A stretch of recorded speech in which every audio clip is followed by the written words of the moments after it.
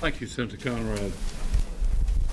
Well, President Bush has left town, but he's left behind an economy in crisis and a budget deep in deficit. If you take Bush-related spending alone, spending will overtake revenues this year, their budget, by an unprecedented $1.3 trillion.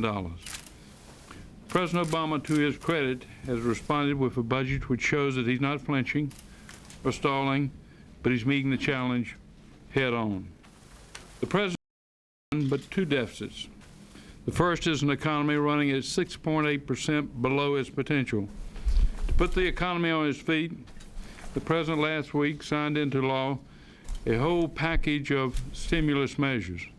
This week he turned to the budget. At the White House summit, he stated his determination to cut the deficit in half by 2013. Ambitious goal.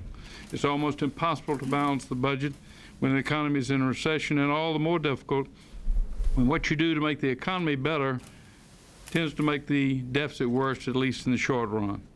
But here's the stark reality. The deficit that President Bush left behind, I'm not including everything in this fiscal year, but the deficit he left behind will be 9% of our GDP, our gross domestic product. And here's President Obama's response. Over the next 4 years, under his budget, he proposes to pare the deficit down to 3% of GDP. It's a huge accomplishment if it's achieved. President Obama's budget in dollar terms cuts the deficit by more than half, to $533 billion in 4 years. But it's not so consumed with deficit reduction that it overrides other compelling needs, and we have plenty of them. It takes on topics that earlier budgets have found too tough to tackle: climate change, health care for the 46 million Americans who don't have health coverage, and it fixes the alternative minimum tax, something we have simply kicked down the road every year. The Obama budget deals with the AMT. Now, some will single out, as Senator Conrad was just saying, some of our critics will single out instances in this budget where revenue is raised by discontinuing, for example, certain concessions for upper bracket taxpayers. But the bigger picture will show that this budget leaves in place the middle income tax cuts that were adopted in 2001 and 2003, the 10% bracket, the child tax credit, the marital penalty relief. It'll index the AMT so that it doesn't come down on middle income Americans for whom it was never intended. And it will extend the state tax relief at the 09 levels, and it will help working families have more disposable income by continuing to make work play.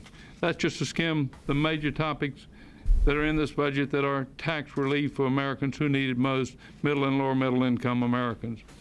Now, more detail and more study is going to be required on our part before we can write a budget resolution, even conceptualize one. But it's important to note that some of the President's initiatives will have to be implemented via deficit neutral reserve funds.